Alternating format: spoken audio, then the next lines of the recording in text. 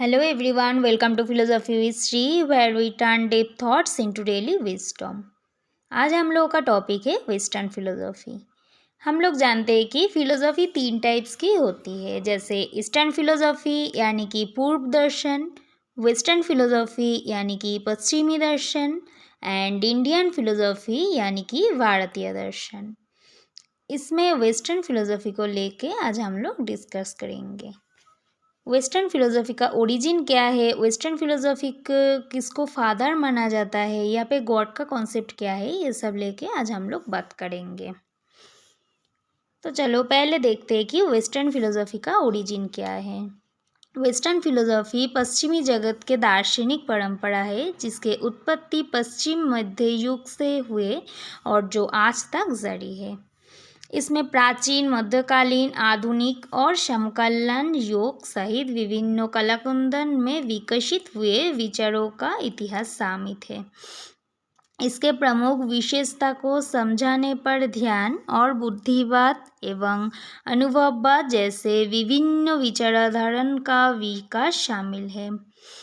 इसके मुख्य क्षेत्र में तत्वमीमांसा, ज्ञान मीमांसा, नैतिकता और तर्क शामिल है और अक्सर दुनिया को समझाने के लिए तर्कशक्ति, संशयवाद और वैज्ञानिक विद्या का उपयोग किया गया है।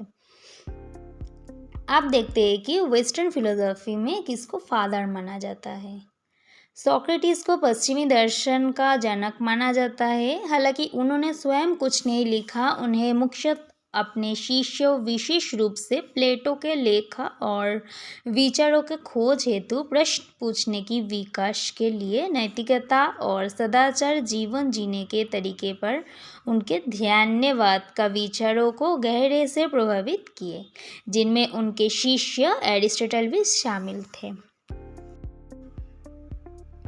वेस्टर्न फिलोसॉफी कई टाइप्स की होती है। आधुनिक पाश्चात्य दर्शन का केंद्रबिंदु तर्क था। ये काल दर्शन श्रेष्ठों को धर्मश्रेष्ठ से और धर्मश्रेष्ठ को विज्ञान से पृथक करते हैं। दर्शन शास्त्र के 3 मुख्य संप्रदाय हैं, जैसे बुद्धिवाद, अनुभववाद एंड पारलौकिकवाद। बुद्धिवाद तर्क को महत्व देने का प्रयास कर रहे थे। अनुभववाद का सिद्धांत है कि सब ज्ञान शान्वेद अनुभव से आते हैं।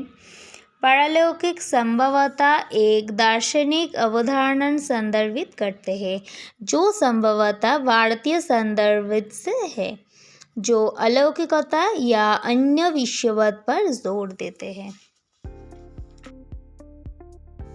वेस्टर्न फिलोसॉफी का कई सारे ब्रांच भी हैं।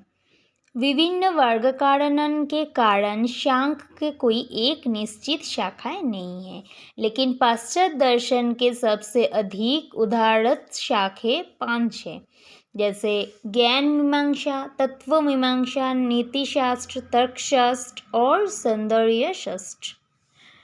आप देखते हैं कि वेस्टर्न फिलोसॉफी में गॉड को कैसे एक्सेप्ट किया गया है।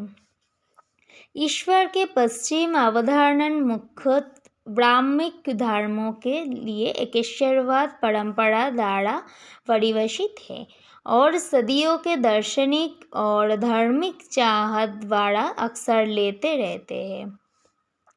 एक आम धारणा एक एकल, पारलौकिक और व्यक्तिगत सत्व के है जो ब्रह्मांड के रचयिता और पालनकर्ता है, जिसमें सर्वशक्ति मानता, सर्वज्ञता और सर्वहितैषी जैसे गुण हैं। तो लास्ट में हम लोग ये बोल सकते हैं कि पश्चिमी दर्शन के नींव वास्तविकता, ज्ञान और अच्छे जीवन के बारे में मौलिक प्रश्न पूछने के प्राचीन परंपरा पर आधारित है, जिसे विशेष रूप से सोक्रेटिस, प्लेटो, एरिस्टोटल जैसे लोगों ने विकसित किए थे। इसको विशेषता तर्क शक्ति, संशयवाद और तत्वमीमांसा, ज्ञान मीमांसा, नीतिशास्त्र और तर्कशास्त्र साहित्य से विविध शाखाएं के माध्यम से वास्तविक अन्वेषण पर जोर देते हैं।